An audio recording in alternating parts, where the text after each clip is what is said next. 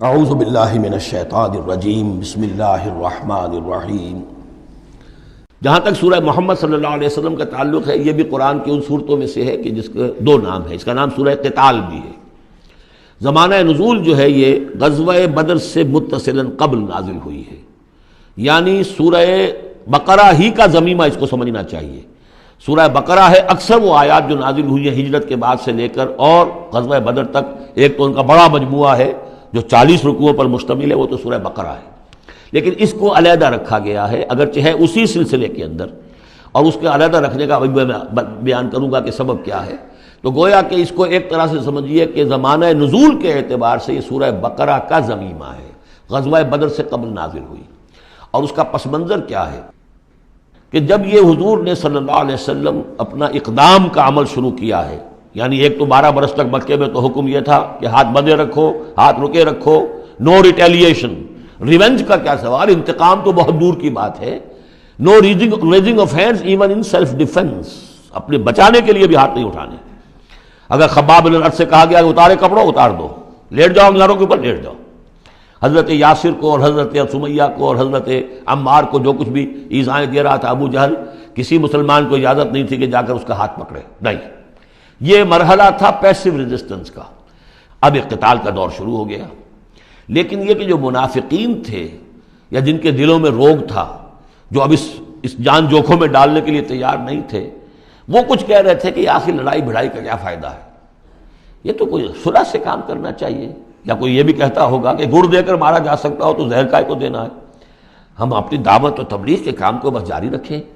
اور یہ تو محمد نے، معاذ اللہ میں ان کی بات نقل کر رہا ہوں، یہ محمد نے خود جو ہے مہم جوئی شروع کر دی ہے کہ انہوں نے جو ہے ان کو چھیڑ چھاڑ شروع کر دی، ان کے قافلوں کا تعاقب شروع کر دیا، ان کی جو ہے وہ گویا کہ لائف لائن کے اوپر ہاتھ ڈال دیا۔ تو یہ جو حقیقت اقدام تو کر رہے ہیں یہ خود، اور اس سے گویا کہ لڑائی بھڑائی کا سلسلہ شروع ہو جائے گا۔ تو ان کے دلوں میں تو تھا روگ نفاق کا، کہ وہ چاہتے نہیں تھے کہ ہمارے ایمان کا یہ امتحان ہو جائے کہ ہم سے کہا جائے کہ نکلو اللہ کی راہ میں جان ہتھیلی پر رکھ کر، لیکن وہ جو اس کی آڑ لے رہے تھے وہ کہہ رہے تھے کہ یہ لڑائی بھڑائی اور یہ جو ہے فساد، بلکہ صلح جوئی کے ساتھ معاملہ کرو۔ اور نوٹ کر لیجیے سورہ بقرہ کے دوسرے رکوع میں آیا تھا وَإِذَا قِيلَ لَهُمْ لَا تُفْسِدُوا فِي الْأَرْضِ قَالُوا إِنَّمَا نَحْنُ مُصْلِحُونَ أَلَا إِنَّهُمْ هُمُ الْمُفْسِدُونَ وَلَٰكِن لَا يَشْعُرُونَ۔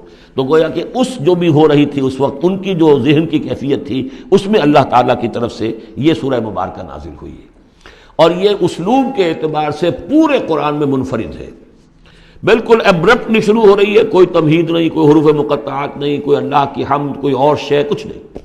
قرآن مجید کی عظمت کچھ نہیں، بلکہ الذین، اس سے جملہ شروع ہو رہا ہے جو عام طور پر جملے کے شروع کے لیے عام اسلوب نہیں ہے۔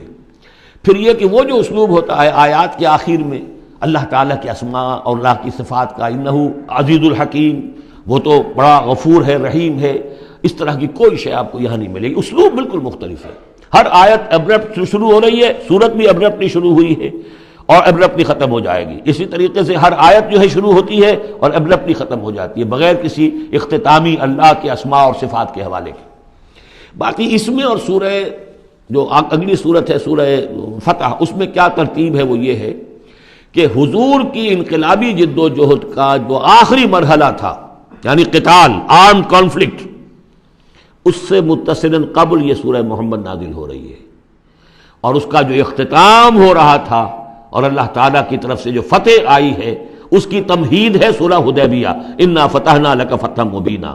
تو گویا کہ یہ دونوں اینڈ ہیں اس کے، جو آخری مرحلہ تھا انقلاب محمدی صلی اللہ علیہ وسلم کی جد و جہد کا، اس میں جو عام کانفلکٹ شروع ہو رہا ہے غزوہ بدر سے، اس سے قبل یہ صورت نازل ہوئی۔ اور جب آخری فتح ہونے والی ہے اور وہ فتح مکہ کی ہوگی، لیکن اس سے قبل جو اللہ نے تمہیدی فتح دی ہے وہ فتح ہے انا فتحنا لک فتحا مبینا، وہ صلح حدیبیہ جس کا ذکر جو ہے وہ سورہ فتح کے اندر ہے۔ یہ ربط ہے ان میں۔ بسم اللہ الرحمن الرحیم۔ الذین کفروا وصدوا عن سبیل اللہ اضل اعمالہم، جن لوگوں نے کفر کیا اور اللہ کے راستے سے روکا اور خود بھی رکے، صدا یا صدو میں عرض کر چکا ہوں بار بار، رکنا بھی روکنا بھی، یہ فعل لازم بھی ہے، فعل متعدی بھی ہے۔